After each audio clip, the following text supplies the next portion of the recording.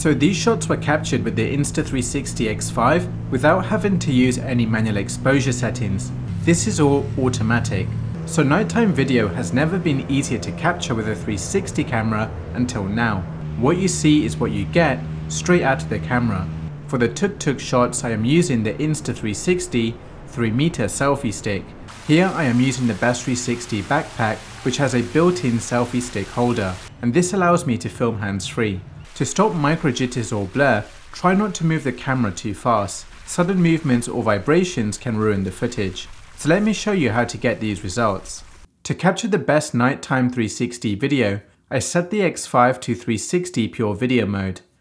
The resolution is set to 8K and the frame rate is set to 30 frames per second.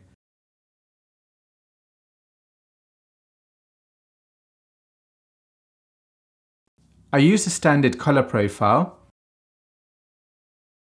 The EV is set to -0.7 because I think 0 is too bright.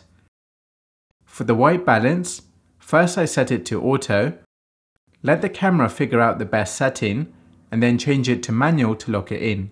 Then hit record and film as normal. In this particular shot there is light flickering. Luckily there is a way to remove it.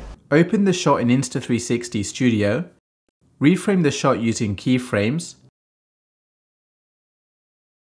go to export, choose the best settings.